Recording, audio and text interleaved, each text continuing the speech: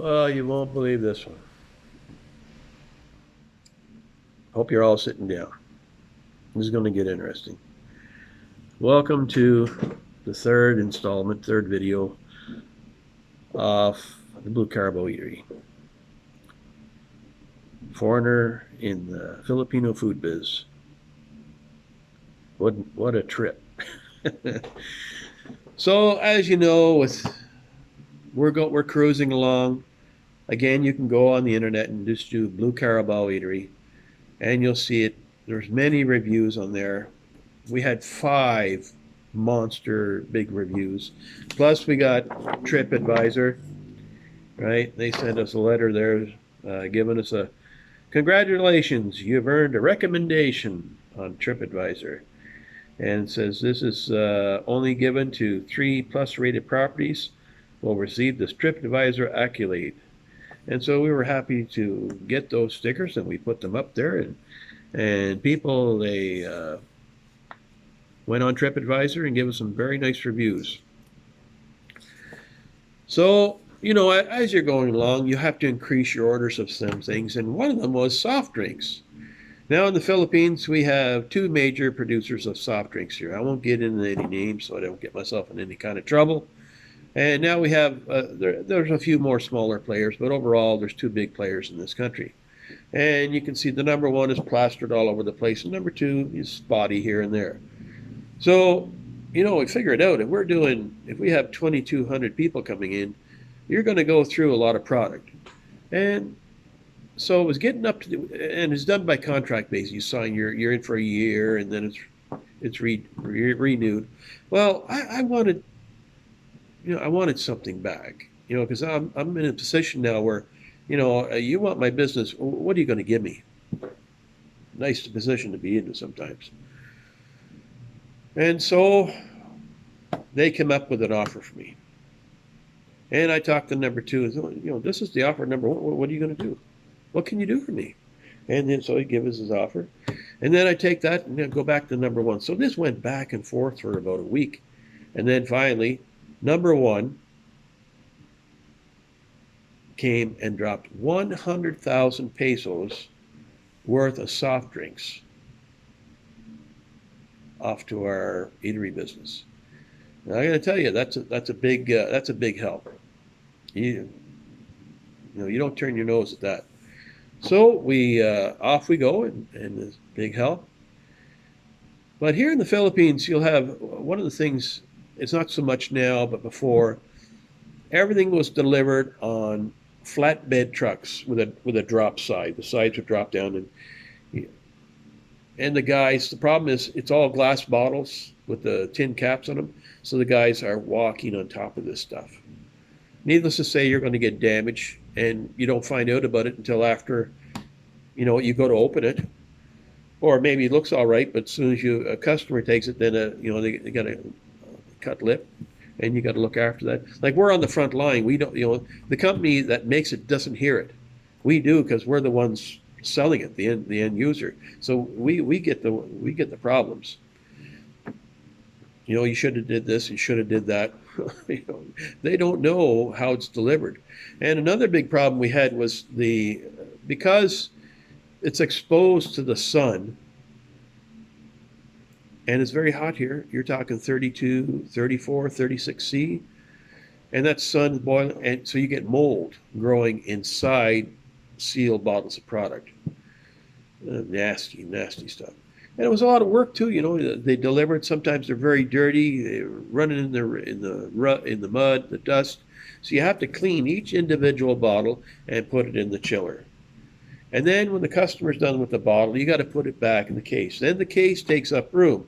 So where I would normally have room for a table, I got to put aside for cases of this soft drinks to be able to, give back to the producer.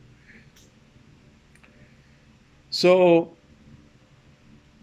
the mole was a problem for me. I didn't much like that. And I didn't like people walking on it. I complained about it, and that was falling on deaf ears. But the straw that broke the camel's back was when we started getting foreign matter inside sealed bottles of pop. The first one was a cracker wrapper inside a bottle of Sprite, a liter bottle of Sprite. But the one that did it for me, that set me off to say, enough is enough, was, those pill bladders where you got to pop it open? One of those was in a sealed bottle of Sprite. And I'm going, man, this is it now. So I go off to the place that's producing this, and I say, what's going on? So, and I showed them. It was still sealed. I brought the bottle with me. They wouldn't let me have it back. I wonder why. But anyway, I seen why that happened, because on the production line, there's a laser that detects any foreign matter inside the bottle. It was shut off for cost savings. Figure that one out. So what do I, as a foreigner, do? Everything is falling on deaf ears here. Well, the light bulb goes off. Why don't you send an email off to headquarters in United States? So that's what I did. Send an email up.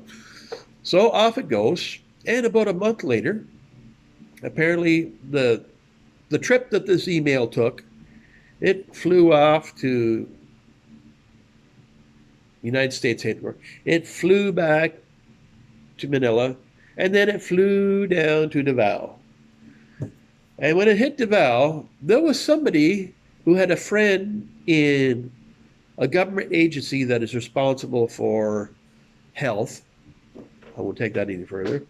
And the next thing you know, I have 2 van loads of people from this government department raid my eatery. So they're looking for something, some health infraction to be able to shut me down. But they got nothing, because what I have in here is set up better than 90% of the restaurants in this city.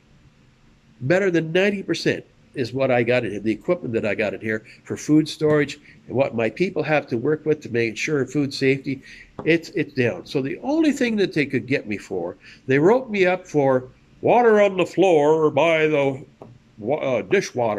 dishwashing station. I go, you got to be kidding me. So whatever. But here's what happened. And here's what turned the light bulb on as to what goes on in this country. The head guy off this invasion team goes up to my cashier and says, you tell your Mo, which is local for boss, he better be careful about the emails he sends. Get that one into you.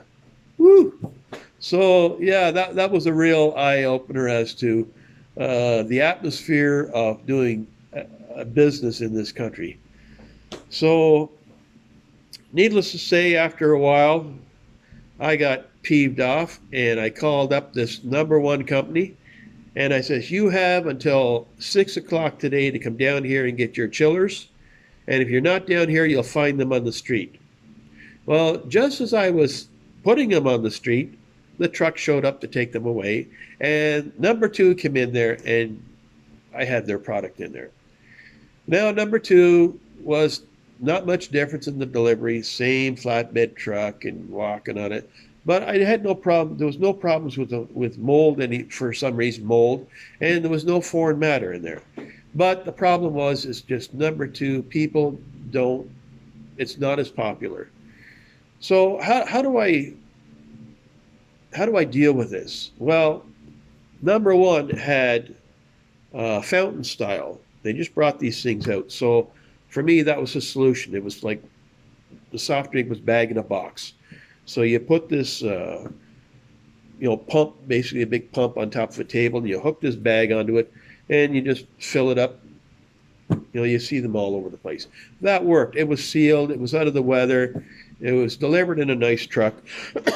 And so the situation was solved, and that's what it took. But that was over years that we had to deal with that. And, the offers stopped after that. There was no more freebies after that. And I don't think there's no such thing anymore. So, but at that time, it really, really helped us out. Another thing that happened too was our landlady. Now, this is a lesson for any of you that are going to open up a business and you got to rent. You got to really think about this. So we originally had 2 spaces and we signed a contract for it. We had to finish off the old one, but then we signed a new contract for the 2 spaces. They were basically 5,000 pesos each. You can do the conversion online. I don't know what it is, 120 bucks, something like that, Canadian. But then the other 2 spaces came available. And so we took those over, but we forgot to get a contract on them. So one day I get a phone call from the landlady. She says, do you have the lease agreement for spaces 3 and 4? I said, yeah, they're probably at home. So I go there. I'm looking at them. Wait a minute. We never did get it. So I called it. No, I said, apparently we never got, I guess we were so busy that we never, oh, you want to come up to my place and have a little meeting this afternoon? I get that funny feeling in my posterior region again. So I go up there, and sure enough, here comes the rubber glove. You know. And so she ups the rent 2,000 pesos 2,000 pesos per space, 4,000 increase, basically $100.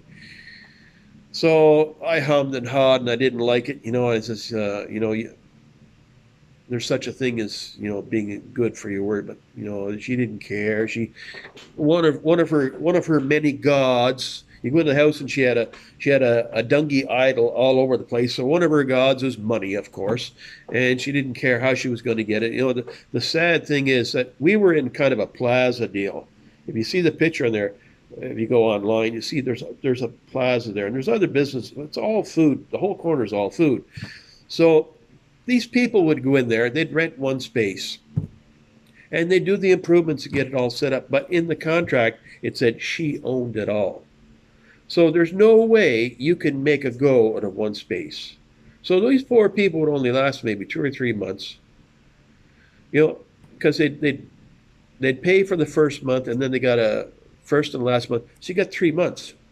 So they'd spend that money. The business is finished. They can't do it, and they've taken a loss because everything they put in has got to be left there. That's how she made her money, by doing that kind of a garbage. So then something really interesting happened. Here comes the father-in-law. He goes up and talks to the landlady, and they were very good friends. And so there's a letter that arrives from the landlady, and she starts poking her nose in family business, which is not going to fly very far. So I fire a letter back to her, basically saying, that's none of your business. What was in the letter was that she was wanting us.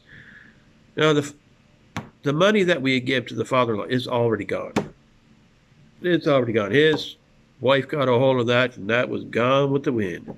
So now he's looking for more. Where's he going to get it from? Oh, he's going to get it from that foreigner who came in there and who's rich, and he wants an honorarium. Yes, he wants a monthly pension from us. Not going to happen, and it didn't happen. And I flew a letter back off to the landlady, and that's just not going to happen. Where do they get this stuff from?